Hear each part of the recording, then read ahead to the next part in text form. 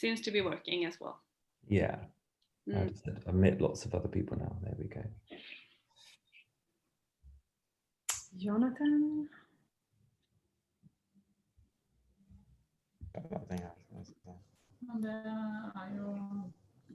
There's Frederick. Hi, Mitch.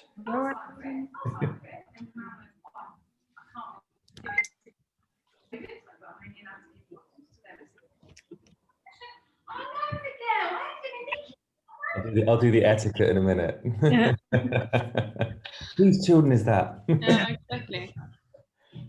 Nowadays, when you meet people first time, you end up in their living room or kitchen, since so many are working from home. Yeah, exactly. I think that's a nice aspect of Corona. Yeah. Yeah. Don't get too much of a privacy. Well, you could change to a different backdrop if you would like to. Yeah. I think it's nice to get a glimpse of the person in their home. Okay, we're up to 36. Yes.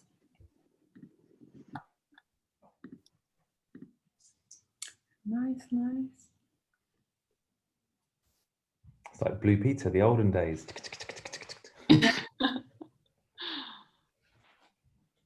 I have no idea about how many is in. From my end, I just see 5 people. Yeah.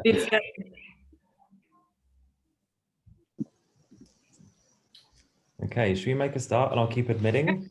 Yeah, let's do that.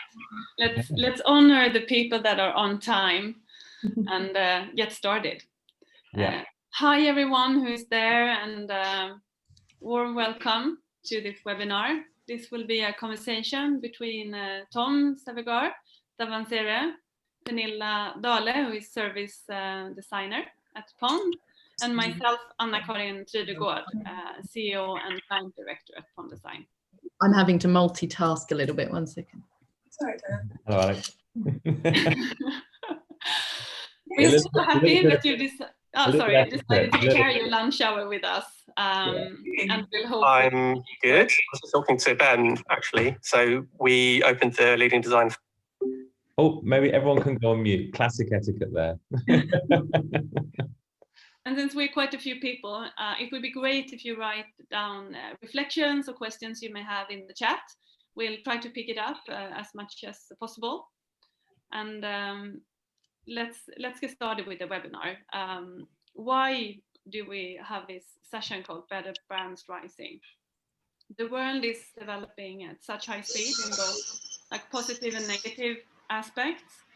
And we see the need among our clients that we talk to sort of on day to day. It's so nice to see new people popping up there. Hi. Talking about they feel the need to like think fast, active and faster, but maybe more importantly to have a point of view and a clear direction that you act upon. So how should your business model, your brand, the experience be relevant and attractive in the long run? So that is what we're hoping to give you some clues about during today's session. And when we talk about like individuals of people, we often say like, okay, but we strive to become the best version of yourself that you can be. And I think that is just as relevant for brands as well. So how can brands be the best version of themselves? And maybe that's a question for you as well to think of. What is the best version of your brand? What does it look like?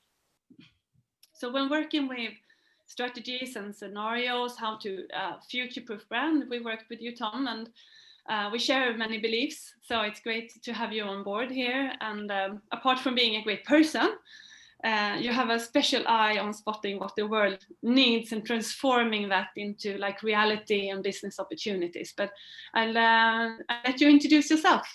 Yeah, a little bit more. I'm also really good at running a queue, so I'm letting everyone in, don't worry. Yeah, multitasking big time. Yeah, no, you're right. You know, we've had a lot of fun in the past over the years, haven't we, with the likes of Jameson whiskey, etc. And I think there was always this lovely tension between looking far ahead and getting excited and then actually making it happen right now.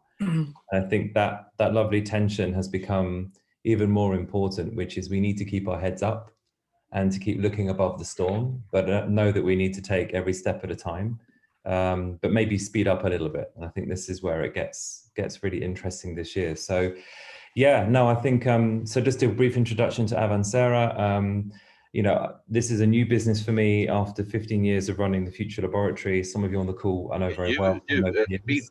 And I think what's interesting around a lot of the changes, the reason why I wanted to jump on it was that this shift from sort of degenerative to regenerative, which are really difficult words to say, but essentially doing more than just being sustainable. So Avancera specializes in moving people forward and transforming the companies they work with. And as a result, it uses things like foresight and direction and scenario planning. And obviously, the whole point is about transformation through guidance. So more of that for another time.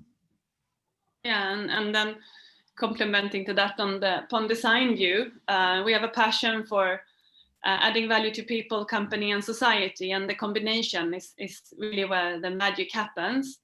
And in regards to what we're talking about today, I think the strength from our point of view is really to create, to combine the creatives with the strategists. That is where you can develop these sort of snapshots of the future, making the strategies come alive and dramatizing it so it can become tangible. What will it feel like to live in this world when we extrapolate and push ourselves forward in the future? So yeah, fun and super interesting. So inspired by this whole thing of trying to picture what will be the next step after that. So, but let's dig into maybe the knowledge sharing part, and again remind you to, if you have any reflection, comment, question, put it in the chat. Yeah. And the aim is that we're going to we have 20 minutes of talking about why we're talking again about this, because this isn't necessarily a new record. Being better as a brand and better as people is becoming more potent now, especially when it comes for job applications or making investment decisions, or what do I do this today with my skills and talent. And then we got 20 minutes after that to talk about some unique scenarios that Pond, you have kindly put your thoughts into and your skills into, which are very much the beginnings of bigger conversations with hopefully a lot of you on the phone. And then we have a bit at the end for Q&A, but Anna, Karin and Pernilla know that I like to chat. So if something comes up, a really potent question, we might stop and talk about it. So we'll see. So let's crack on. So this was a question that we asked ourselves this question a couple of months ago, didn't we? And it was, why is now the prime time to release the capacity of what a brand can really do and really be? And the P word, the purpose word, obviously is very misused at the moment, but it does ask the question of what is the point of being a brand? And some of you might have seen when I talk about stuff on LinkedIn or Instagram, that being a brand, I think you have a big responsibility now. Like if you have an effect on people's lives up and down the value chain, how do you use that in a different way? But there seems to be this conversation, right, that it doesn't feel like it's in a vacuum. There are reasons why this is now prime time to do something different. And I think we all agree that I certainly feel like I'm zooming out because I think a lot of us have had to accelerate our digital selves. We were just talking, Anna, Karin, Pernilla and I, about our children and how my kids live on Roblox at the moment. If any of you don't know what that is, don't worry. But it's very much about the fact that new customer behavior and needs and unpredictable demand, huge spikes in working remotely, and that's going to continue for the forthcoming years. Especially if you work for Microsoft, who has now mandated it forever that you can work from home. I'd love to be the HR director there. But the idea being that if you are now seeing an acceleration of digitalness, what does that mean for being a brand? And I think IKEA this year were very quick to pivot. So working with the likes of Space 10, I quickly noticed how the brief changes. So as opposed to doing things around bricks and mortar, they very quickly said the advantageous move is to really harness digital.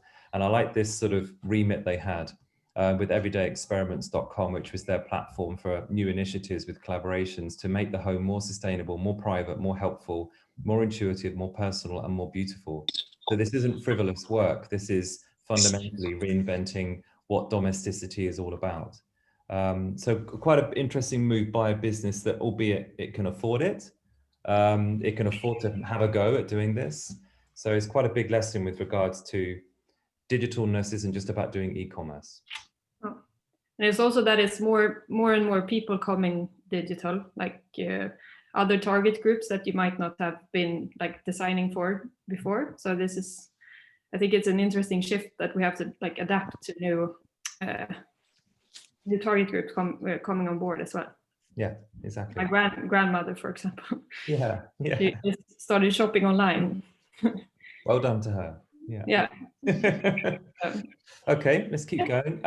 So hopefully all of you are nodding, going, yes, we know all this. And this is good because these are essentially the reasons why we need to talk about this again. So trust is a huge issue. According to the likes of Kantar, again, despite a 4-point increase in trust in businesses and several high-profile actions taken by companies and CEOs, there is a marked disappointment in how the private sector has responded to what's been happening this year. And when you talk to the likes of Edelman with their ever-long trust barometer, there is this fundamental shift in you really should be doing a hell of a lot more as a vehicle, if you're a corporation, as a vehicle for massive change, because the abilities of, what business people are really good at is making stuff happen really quickly and mobilizing economies. So shifting that focus and making sure that we can leverage the power of that stakeholder capitalism, which is a new sort of feeling within the investment world and the banking world, is something that's only just beginning, but it's accelerating. I'm involved in quite a few things where this sort of, I guess, inspection and reset of what capitalism is very exciting, but it's just the beginnings of this new journey. Okay. And then when it comes to one of my favorite words, regeneration, and clearly Avancera is all about that. And I wanted to make sure that I went beyond the norms, and sustainability is a very crowded place, but regeneration, a couple of us are in that room kind of thing. So there's not a lot of people really doing it, and it's not easy. And we'll talk a lot about this later, but that shift towards really making sure that you move beyond the standard targets. And you look at a company like Natura & Co, who owns the likes of Aesop and Body Shop, whereby they have mandated as a parent to other companies, a bit like Unilever, that there are certain ways of doing things within their house. And I think if any of you work for a conglomerate of businesses and you have sister and brother brands around you, it's about working together to create a bigger impact, and restoring renewing and replenishing, and going beyond meeting the kind of minimum standards and breaking even, and going beyond that and creating a fundamental difference. And in the final section of this presentation, we'll talk a lot about what regeneration means, but it's very exciting to start to see more and more academia and scientists and business leaders talk about these words. Yeah.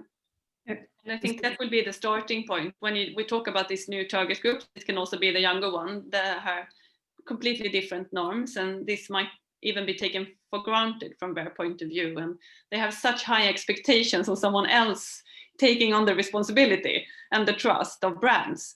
It's very natural for them to trust them to do the right thing, to be daring in making these decisions that might be tough as well. Yeah. But they expect it.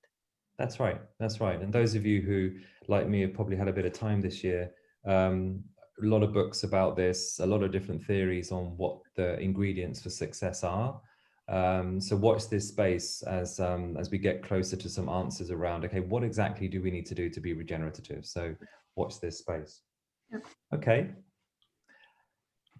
So these are hopefully not new news. We are clearly digitized now. We're definitely moving into a place where trust and that idea of understanding transparency, and we'll talk a bit about that later on. And Pernilla and Anna-Karin, I know you've had a look at a way in which design can help that trust problem.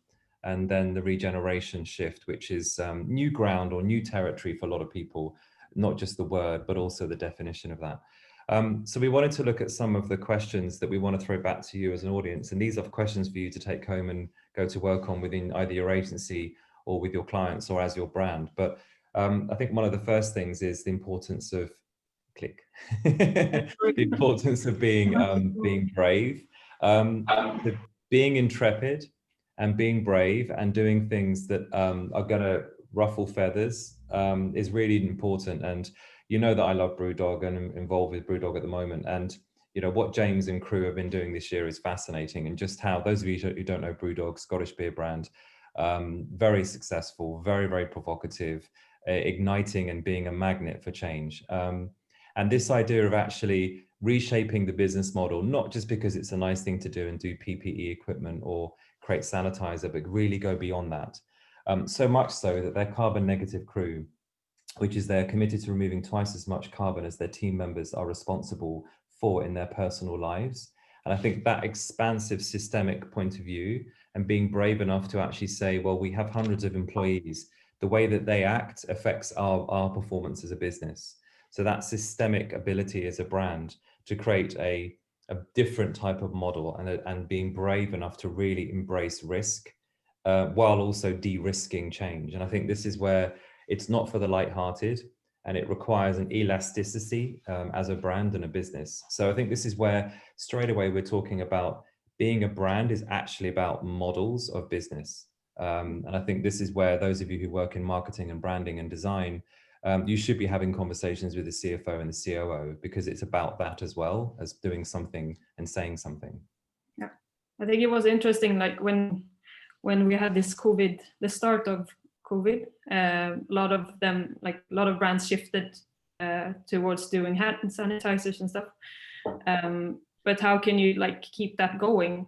Because that shift was really rapid, and how could you use that, the pace you got, like you started with, that kind of new switch? That was from crisis, but how can you trigger that, like in everyday setting? That's right.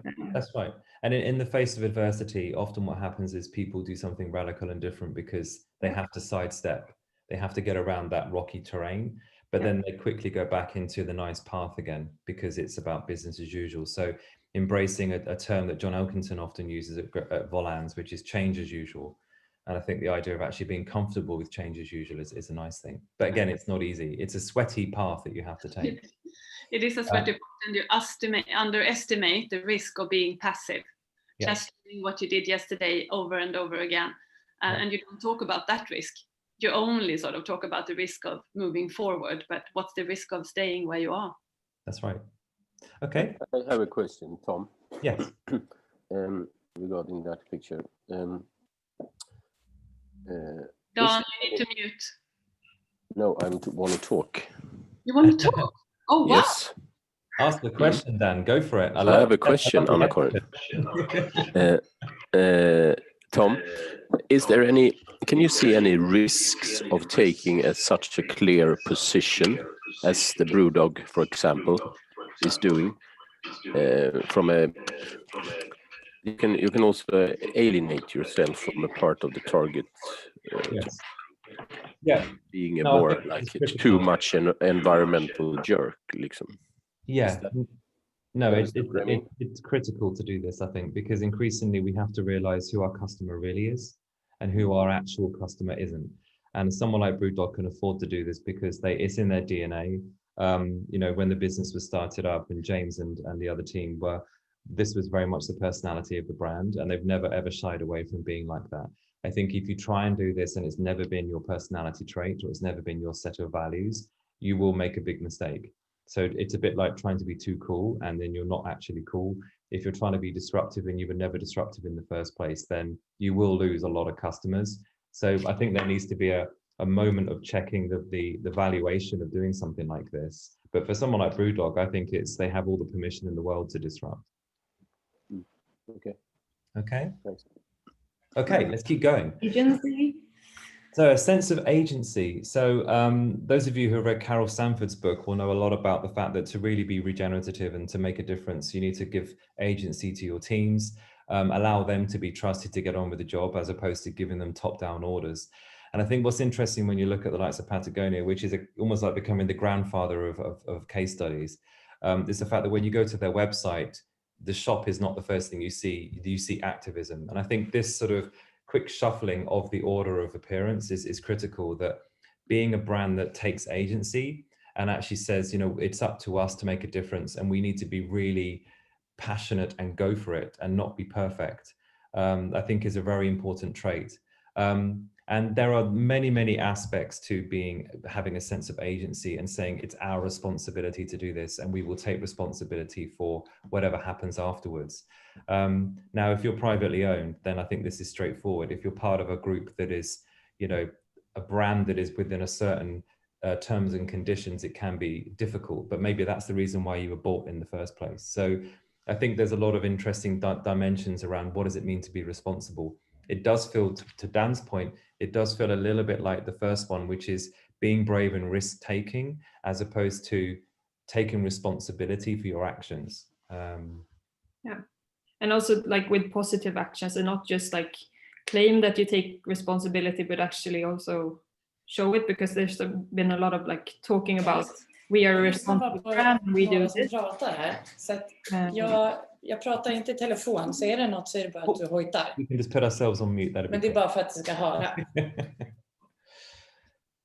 Sorry, yeah, what I said was that you should like actually do something with the responsibility as well, not just talk about that you are that kind of brand, and you know, more. Another question as well on if this is a window of opportunity for businesses being unusual to emerge and make a difference, since this COVID situation will likely take years to. I don't know if we could call it normal, but will happen afterwards. Probably not. It will be the new normal, and for sure it is opening. I think the sense of urgency we as consumers and as human beings today feel around the need to actually do something. That need can be, I mean, utilized in a positive way for brands and companies, and like governments, etc., are maybe not doing enough. So what can you do? How is the better brand fitting into this equation? It's a great opportunity. And also there's so many different areas that could be taken into consideration. Like there's so many areas that are working with crisis, like health crisis, there's a climate crisis, there's like lots of areas where you can dig in. Yeah. So where do you start? And I remember years ago working with The Body Shop on their brand strategy, and they had 17 different pledges and purposes, well, not purposes, but dimensions to their purpose. And the consumer was confused.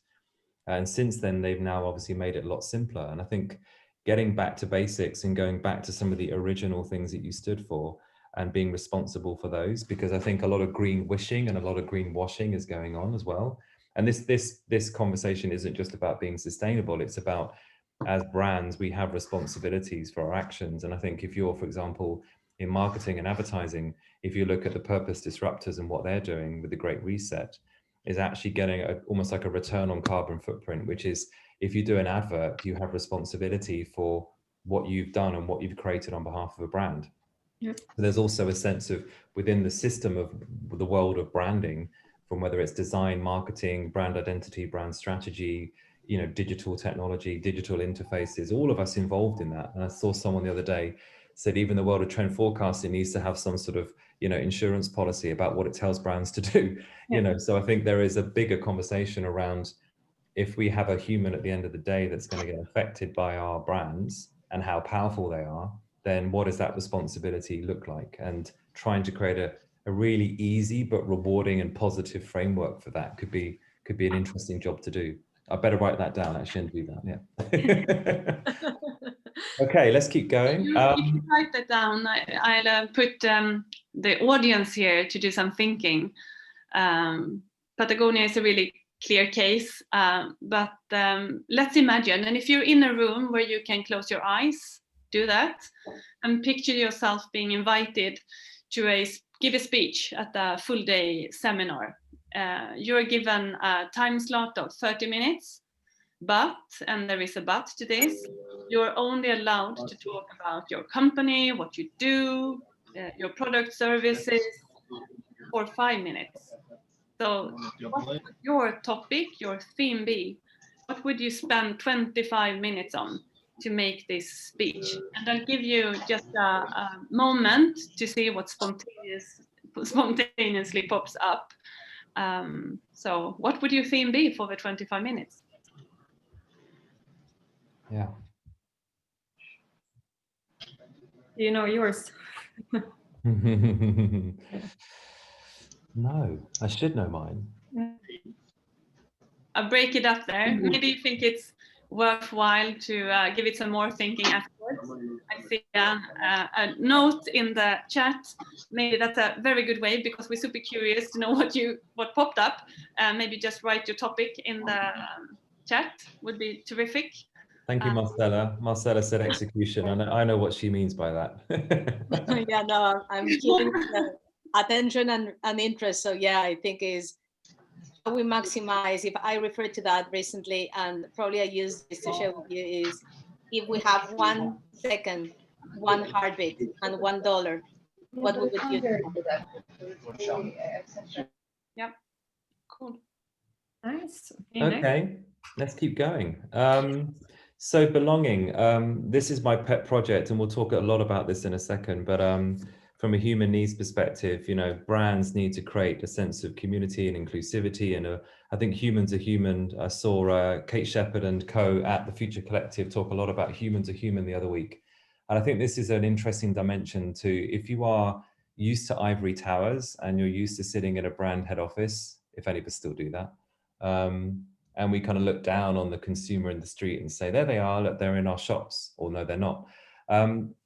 Those days have clearly gone, at least for the time being. So I've definitely noticed the kind of doorstop challenge whereby or doorstep challenge, where I've had client conversations about, you know, these are with the biggest brands in the world, and you're talking at a human level about things, which is, why are your kids running behind you as well, and things like that, or how is your sourdough bread making course going, or whatever it might be. Not that I do that either, but there is something around this human dimension to being a brand. And Lululemon, who I worked with a couple of years ago, we talked a lot about the eventuality, but not the eventuality of a pandemic, but the eventuality of really capitalizing on the human to human dimensions of a brand like this. And many brands have done something similar, but I like two of their actions at the beginning of the pandemic. One was to really capitalize on the hashtag Sweat Life, which is their digital community, and turn it into a shoppable content community. But at the same time, do their first acquisition of something like Mirror that allows them to really dominate the home health and wellness space. Now, this is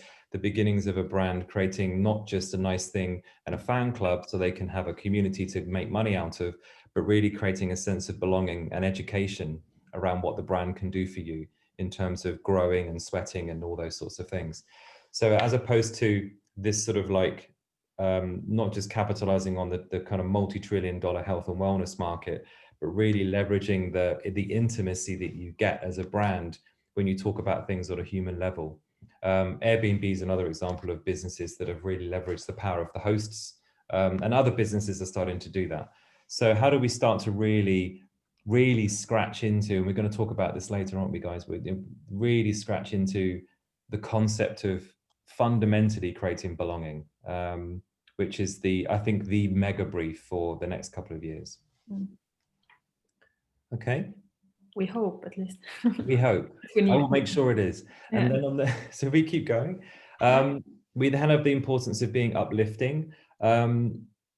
You know, what I love about Selfridges, and this isn't a case study reel off, but Selfridges they just won't stop at the moment. And I think this has been coming for a long time. This has been at their heart for a long time. Alana and team, you know, very much embracing change and wanting to be about that. Again, going back to Brewdog, it's in their DNA to do this. And I think, you know, when the table was cleared, in the fact that, you know, the dinner was finished, metaphorically, no one was eating anymore. Then we had to clear the table because of the pandemic, and we had our stores, we had our physical infrastructures, we had our ecosystems as brands empty for a second. And we went, right, what do we do with this capacity? What do we do with the power that we have? And when you start thinking about a brand like Selfridges saying, well, if we were to fill our rooms with a different kind of experience, if we were to reset the table for when the dinner starts again, what would we do? And I think jumping and leaping forward to uplift and create better, healthier lives for people, they're just beginning to do that. So with example, the kind of the renewing, the recycling, the kind of vintage stores they have, and in the next 5 years, fundamentally changing the model of consumerism, at least on their own terms. Now, this is a big ask if you're a Burberry or an LVMH or a Kering or a PVH out there. and you want to be in their shop, you know, the act of the fact that you're going to have to play by their rules, as opposed to not just merchandising and please make sure you fit within our aesthetic, and do something that it's exciting and passionate, but actually do something that's sustainable as well. And that governing capacity as a brand to say we want to uplift the humans' lives, and brands, you need to play the game too, I think is an interesting power of what a brand could be.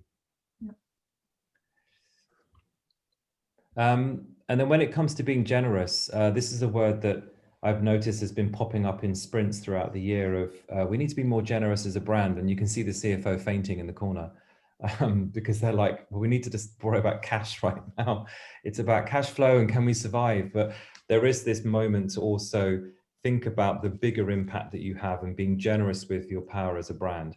BlackRock here, who again has had mixed reviews on their actions, but Larry obviously way ahead of a lot of what the team are now keeping up with, but the team are now keeping up with him and saying, well, how do we start to really push the boundaries on being and governing change in a different way? So when they announced the 53 companies that they have assets in that are actually bad for the planet, they're essentially waving a torch at those businesses, a lot of them being car and oil, and saying, you know, you need to think carefully about whether or not you want your pensions to be coming out of these pockets, or at least these funds. And that changes things. I think that there is a risk that, you know, if you're generous with your impact and generous with your power, what does that mean to your own bottom line? But actually using your efficacy as a brand to inspire social, environmental, and economic prosperity, the classic triple bottom line there, you know, it does create a different feeling. It does create a different era in what it means to set up a business or turn an incumbent brand around into something that does something much better. So we're going to talk a bit about that in a minute with regards to how design can help that. But pretty provocative actions and ripple effects of something like BlackRock here. And there are quite a number of softer values here, like the belonging and the generosity. And there is a saying that got sticky with me that was, companies may shift focus from like the science of achievement to the art of fulfillment. Because when laddering up, we go from these basic needs, and that goes for us as persons and humans, but it also goes for the brands. So when you're leveraging up, you tend to talk about these softer values much more often and taking them seriously. Really, okay, but what is generosity and how can we create something good? And it feels really good to be good. We know that. That's really rewarding. And how can you get that from the human perspective into organizations? Because it will be self-fulfilling when you get it going. Yes. Really be a growth engine. Yeah.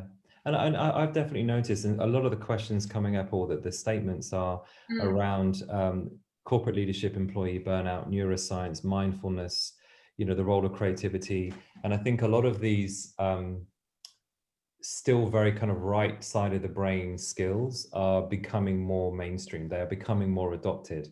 Unfortunately, it does take often something personal to happen to someone to make them realize the change. And as we know, a lot of the leaders that we're talking about here behind the scenes have had a moment of an epiphany of, why wasn't I thinking of this before? And sometimes that's to do with having children, or it's to do with illness, or to do with bereavement, whatever it might be. But increasingly, I think the pressures from the government, the pressures from the financial industry in terms of taxation. So those sort of pressures are also forcing leaders to say, this isn't just a nice thing to do anymore. This isn't just about greenwashing and having a nice purpose that we're rewriting words. This is fundamentally about a different belief system. And that mindset shift is something that I was talking to someone yesterday, and the importance of, you know, humanizing this whole experience.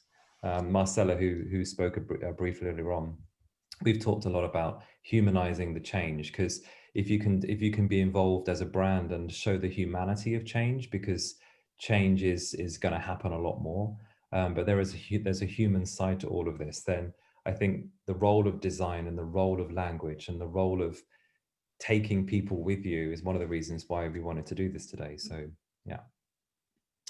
Okay. So this is why the reason why I want to collaborate, and the whole model I've set up is 100% collaborative. no employees, just lots of friends.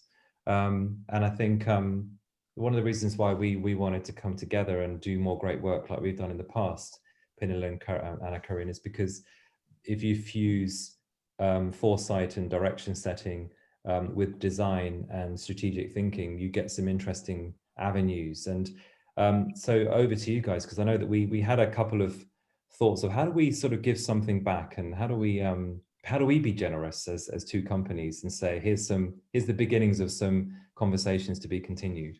Yeah, first a little bit more hands-on, if you click, Pernilla, because now we've been talking about this, like the world, the drivers, the brand, your brand, and when all of this comes together, we transform these learnings. So in a process would mean that we take all of this on board and really take it on board, not just knowing, but feeling the learnings, and can transform them into tangible scenarios.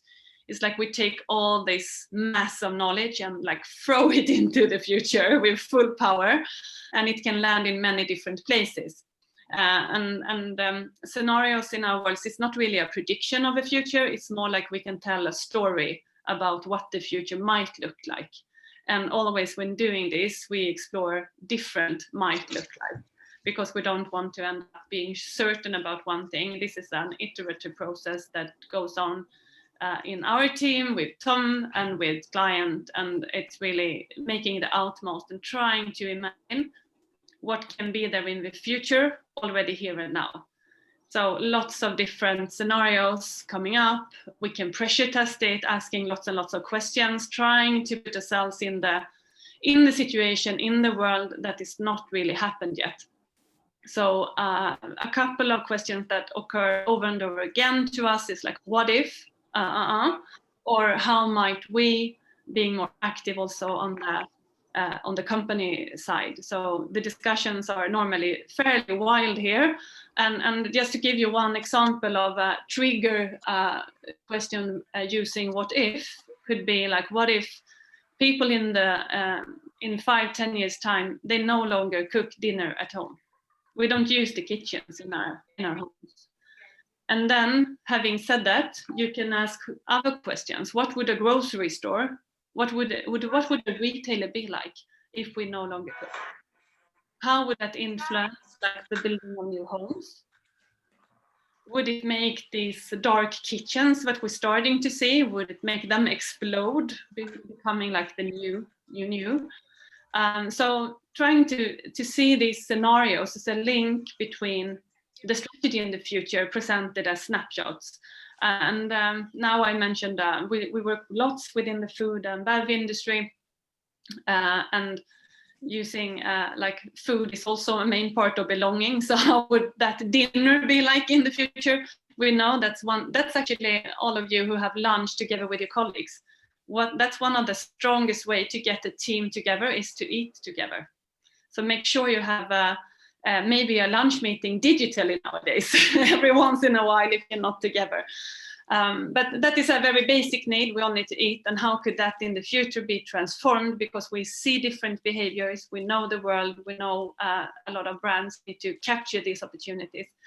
But there is one need that we care for like a little bit more than the others that is lagging behind in today's society, and that's the belonging. Yeah, so one of the things behind Avancera is a dashboard that essentially aggregates big data sets into a fundamental Maslow's hierarchy assessment. So if we look at the Maslow's hierarchy here, slightly modified, so body, well-being, belonging, mind, and spirit being an aggregation of the other four. When you look at the current situation in 2020, and we pick some markets, not all markets, but we pick some OECD markets here, so the Nordics, UK, USA, Switzerland, China, and Germany, and how belonging is down. So this isn't a surprise. That's the reason why we have certain presidents in election, is because there are basically some fundamental things wrong with a sense of people feeling like they're connected to society, to community, to civic engagement, and more specifically, if we talk about them as intervention points, these are the beginnings of what the brief should be about. So if you're thinking, what do I do as a brand to create not just brand equity and brand impact and awareness, but also to give something and regenerate a better society, it would be how a brand can help the quality of support networks around people, how it can help elevate public engagement with governments, how it can, go to work and help the voter turnout situation, especially in the likes of the US right now. Inclusiveness and that sense of being involved and being listened to and being heard. And at the same time, equality, which obviously has been a very potent topic this year. So these are 4 avenues, and each one of those is a whole system in itself. So we wanted to just give an example of, if we were trying to look at just belonging as a brief, if that came in from a mystery client, how would we go to work on that? Yeah, so that's what we said. We said that belonging is like the intervention point. So that's, if we just stick to belonging, and that's like the value we want to create. So if we have that brief with us, we wanted to like create an opportunity for ourselves. So how might brands give people the capacity and opportunity to lead fulfilling lives? So that's the question we just worked with briefly before, to make sense out of this for you guys listening. So just how we dig into this question was that we wanted to just first pick a context for our design. So we chose kids' clothing, which we thought would be interesting to see, like how could we form a sense of belonging already from an early age, and how also is kids affected throughout their lives based on certain things that happen like early on. So what we did then is to use a grid that we have here. We use these 4 boxes to create scenarios, to just like split it up in different kind of opportunities. And what we want to drive is the pioneer of generosity. To push brands forward. So we start with the lower left side box, which is the like least positive, I guess, but still something that pushes forward. And then we move around in this grid and try to create some kind of concept. Yes. And just on that point, I think this bottom left-hand corner is the current definition of sustainability. I think if some of you might be off mute, by the way, I can hear some dogs or something. So in terms of this bottom left-hand corner, this is currently the definition of what a lot of brands are doing, which is they're eliminating their own actions that are negative.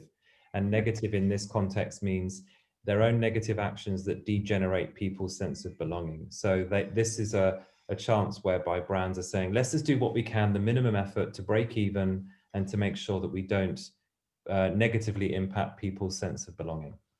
Yeah. Easy, right? Easy job. Okay, just get rid of it. No, but then if we just look into those, what we want to do, we want to eliminate own negative actions. So of course, then you need to be aware of what your negative actions are. And then we found maybe you could go down the alley of personalization. Maybe some brands do. And we have this from a kid's clothing perspective. So we painted up this picture of brands having a blue and a pink box, because they want to make the customer experience really good, and make the customer feel that they got a really personalized offer. And we also have this what do you call it? The newborn, the baby girl, baby boy, the categories down below, which is trying to categorize kids into gender. There's a kind of gender split, which we don't feel is really necessary. So how we just eliminate those things is that we made a really simple way of doing it, just to make it a neutral box, a gender neutral box, and also to eliminate the different categories, since kids in those ages and sizes are there's not that much difference between a boy and a girl in size. There's more of the style maybe that we're used to, which is maybe not positive in the long run. And also we wanted to tie that to belonging as well, but we feel that the gender problem is also a problem within belonging. Yeah. So for me, if I'm in a brand workshop right now, I'm thinking, yep, done. Let's just get this done. But yet when you go to the high street, this isn't the case. No. So I think this is where even something as simple as this, a simple change in language and visual language, can make such a big impact on someone's identity and their sense of belonging. Because all of a sudden we know that we're in an era whereby not just gender neutrality, but that sense of being an individual versus a gender. So this is, for me, this has been bubbling away for a decade. I remember many trend briefings at Future Laboratory talking about this. So this is almost like the beginnings of a hygiene factor to some extent. So if I was going to push you, Polina, should we go to the more, okay, let's make it a bit tricky. So yeah. So now the next one is that we want to create positive impact, the brand itself, to regenerate people's connection to society and community and civic engagement. So we're still in the context of kids clothing, but now it's more of how we create the positive impact. Also, again, what is the negative impact that we're seeing, and how can we lift that up to a positive, twist it to a positive side instead. And then we started to think about, like, maybe what's the world now, and people, what we saw then was that there's a lot of shopping happening online, and online you click on the size that you want, in, like, if you take that from the physical store, it makes sense that you need the sizes on the clothing, different items in store. But when you're in an online setting, you don't need sizing anymore. And what we felt was the problem was that kids don't have to identify with their size. That's like from a bullying standpoint, or from just like you don't have to identify with something that like could be compared to someone else, in a sense. So that's why we wanted to, like, in this concept, remove the size tag on the clothing, because it's not relevant, really. The parent can know it, but the children, like, it's not relevant for the kids to know it themselves. So we wanted to create more of a positive sense of like themselves, also to build that kind of I don't know, that they feel good about themselves and don't. Would you say this is almost the beginnings of reversing the concept of belonging, which is I don't belong to a certain size. I belong to myself and how I feel, which I think is an interesting flip psychologically, because the anxieties around body sizing is a fascinating conversation. Because I like what you said, when it's just the parents need to know, because otherwise they buy the wrong size. But the kids don't need to have a label that clearly shouts the size that they are. So. Yeah. Okay. And also we just made a small envelope, so for them to, like, be encouraged to feel good about themselves. Yes. And so the third box we want to work with is to how might we reduce the others' negative actions that degenerate people's connection to society, community, and civic engagement. And what we ended up with there was, we talked a lot about, like, what traceability means and what is traceability. That is like a big trend within fashion in general. And how might traceability create the connection for me to, as the one buying the clothes, I get a connection to where it comes from. That's maybe a sense of belonging, but we wanted to flip it to say, like, what about the people actually making the clothes in the other end of the world? Why don't we just flip the concept of traceability to go both ways? Because it's also for them to feel that they actually have a value, and that they create something for me, and, you know, connect us to, we don't know each other, but we could know that we at least exist, and what happens with what I create and what I put my day into, that actually comes and creates value for someone else, to build a kind of connection. But this is where I think, if you think about the right-hand side of this grid, where we start getting more generous, because we're not just helping ourselves and getting the brand accolade or the brand tracking data or the brand awards ourselves, but we're also amplifying, or in this case, reducing other people's negative actions. So the manufacturers in a value chain, or the producers or the distributors. what's interesting is that if we're raising all ships at the same time and saying everyone can have a negative, try and reduce their negative impact, I think this is an interesting conversation for something like the fashion apparel industry or something like food and drink manufacturing, where they're two highly challenged industries when it comes to climate change and social justice. So this idea of actually connecting the humans together, this human to humanness. Yeah. And I liked when you said about the reversal, because transparency is quite a Western luxury. Is, oh, I know that someone made my product sustainably, or they handcrafted it, but the person the other way has no sense of identity with that at all. So now we have the privilege of putting, like, saying that we want this, and then they like make it, but we can use that privilege for something good instead. I feel definitely. Yeah. When we get a better understanding and we experience different views and different sides of the same piece of clothing, or people spending more time in nature, there's more about nature, it really fosters positive behavior.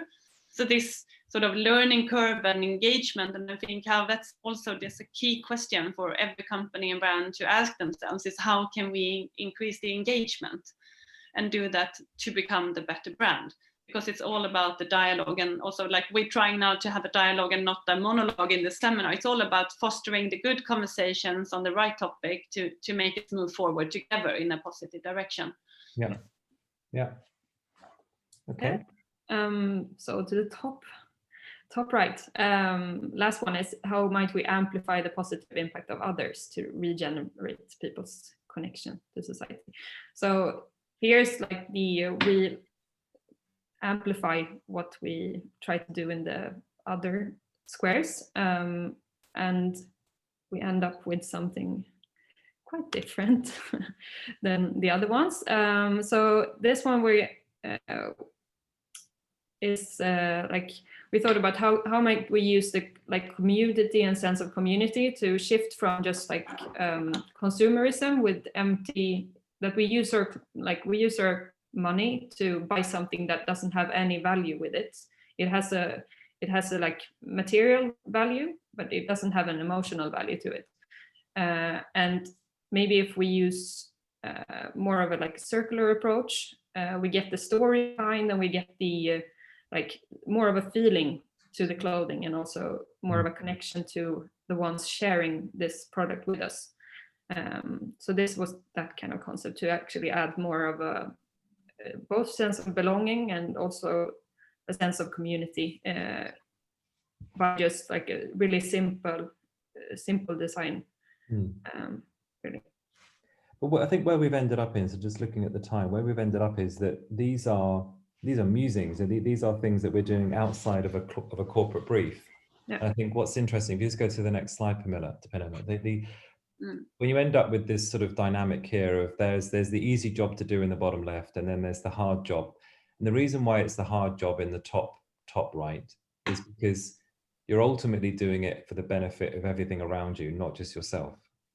And this is where the true definition of being better as a brand and being regenerative is headed. Now, having the permission and having the license to say, let's do what we can do ourselves to be protected and get a better profit, but also raise everyone else's ability to have power and perform, but also have a positive impact, is where we start to get into a new era of what being a brand is all about. So I think, from a design perspective, design can be a really powerful thing, because what I liked about where you were headed, and this again is the beginnings of things. So everyone listening, this is, we want to keep playing and experimenting, is that design can make it so simple. Because I think what you demonstrated in those 4 things was such a simple execution that has underneath it a huge systemic impact on the mindset and the values of a business to behave in that way. Because what goes out to a consumer is usually the holy grail of what a brand is saying or doing. So, but behind the scenes, there's a whole model that's changing and evolving. So it has a big impact on the talent and the mindset and the values of a company and the people that work there. So, yeah. So a lot of people are giving us fantastic. I think the power of having something tangible to look and start it. It's a discussion starter. That's how we see it, because we throw something out there. And I know from a client we talked with last week, they've been working on an initiative that is a super good, sustainable local ecosystem that they're building that is all positive. And I think they have had so many discussions internally. And then when it came to being designed, it was like it just pulled the plug a little bit, because we got the response, but okay, but we've been talking about this, but now it's here. We can feel that it's here now, and it got a shape to it, and it makes such a difference, because you become much more powerful. Then you feel more, and the thinking is there. But when you only act upon a strategy that can be super good, but you don't get the full power. You don't utilize the full power, because when you can experience it and feel it, it becomes such a strong emotion, and gives you like the effort that you're gonna need to make it happen for real. 100%. So we're trying to get the here now, even though it's not here now. Yeah. Yeah. Do we have some questions, or do we have any? Well, I think Zoom etiquette, a lot of people have been feeding in and giving their thoughts and extending thoughts. A couple of questions which we've covered off, but I think everyone is becoming incredibly polite on Zoom. So I think if anyone's got questions to contradict, here's a question from Jonathan. Are there any ways to quantify the return on investment of these efforts? Within advertising, that's happening. I think a lot of I mentioned the Great Reset and Purpose Disruptors. They're now trying to create a CROI, so the carbon return on investment. And I think the idea being that if you create an advert that has a certain metric upon it, what is clearly the kind of audience reviews and things like that. But for something like design, you mentioned emotion, Anna-Karin, and I think the emotional value of something like this, the metrics to try and measure emotion, we're not there yet with regards to hard data that says we've increased people's sense of belonging by X%, and that has led to a certain increase of revenue, therefore profit. So I think from an internal perspective, however, things like staff retention and the kind of return on investment of actually maintaining a happy staff or happy workforce is a very interesting conversation, because you can tangibly see the power of a brand internally creating a sense of magnetism around employees. When we then set it out into the other metrics in the outside world, that's, I think, is a very big opportunity with regards to looking at not just ROI, but TROI, the transformational return on investment. Yeah. And also you flipped earlier business to consumer and business to human. And I think there is a flip also in the ROI, changing it to the return on engagement. And then I'm especially thinking about like social media, etc. You can measure in how many interactions people are living such busy lives. So if you get them to actually do something and start this dialogue with you, it's gonna be a good thing. If it's not a very like complaint-oriented dialogue you're having, but if it is some kind of engagement, so I think return on engagement and see how you can measure when people in your audience interacts with you is one way of quantifying. Yeah, I think, you know, maybe we can distill track and trace technologies and use that. They don't work where I live, but there's something around the way in which the kind of not the acceptance of surveillance culture, but we have very quickly got used to providing more data on how we're feeling. Obviously, that's a symptomatic feedback of physically what type of cough do I have kind of thing. But if we were to then say, okay, we've kind of primed humans to give more benefit or more data back in a GDPR world, what does that mean? How do we sort of understand more about the human-to-human relationship and the data trail? Because that intimacy is only going to be is the key to getting this kind of understanding of these metrics. Okay, any other questions before we go? Last time I did a webinar, we went on and on and on. So I had fun. You have one. Yeah. No, I had fun. You had fun, yeah. Yeah. Well, I think, you know, all year I've done quite a few webinars, and it's been very much time for change, time for reset, build back better, hashtag. But now I feel like I'm running out of patience. I feel like I'm already up the mountain with everyone who's joined here. And I'm thinking, why aren't the brands running up at the same speed? Some clearly are, but I think this sort of energy and pace, and maybe the second wave in many countries has caused people to accept the fact that, okay, this is a reality for quite a long time now, and being scared in the headlights is not acceptable. So I'm looking forward to the new year. I think there's going to be a lot of businesses who have realized that no one's coming back to work yet. They're not coming to our stores yet. If you're in entertainment and venues, I feel for you. So I think there's a lot of permanence that's now kicking into, we have to rebuild. And that doesn't just mean digital, which was just one of our conversations today. I think the deeper, harder conversations are going to come, which is, how do we engage humans, and how do we not just get consumers to buy and employees to stay, but bigger fundamental reasons for being in business. And also I feel like you have to start, you ask those questions, but you need to start working on them and try to be like, just try to experiment on those questions to start with, because we have, as you said, there's a lot of discussion. Like there's been the things we talked about in the like start of the deck. There's been lots of talking, but now we need to like start experiment, and how can we get there? Yeah, we have it as a comment now as well. Excited for the next decade and addressing these big questions with action now. And I do think there is a lot of energy and power to be embraced by having an outer force that is scary or unstable. We don't know where it's going to be. Puts people together. So we need closeness and we need to act, and it gives this sense of urgency. Is a positive thing as well. It can be a force that makes us take these steps much faster than it should have happened otherwise. That's right. So let's use the momentum, make something good out of it. Well, I really hope that there's a lot of friends who have joined today. I think on both our sides, and I think I hope this isn't an echo chamber, because we've been having this talk throughout the year. Now comes the hard work of maybe converting those who aren't listening, or at least are busy dealing with their cash flow problems. And I think this is the bit where certainly I'm encouraging lots of conversations after this, and that's the reason why we're here today, is that we're planning to do a lot more work together to not push our brands, but hopefully excite them about going up this mountain. So it's now's the time to really up the energy, have some coffee and go for it. Yeah. We got a question here from Benjamin asking, in this sort of the thoughts and the mentality, what do we see as difference between major companies and smaller companies and businesses? Permission. The small companies can lean over and say, what do you think, shall we do it?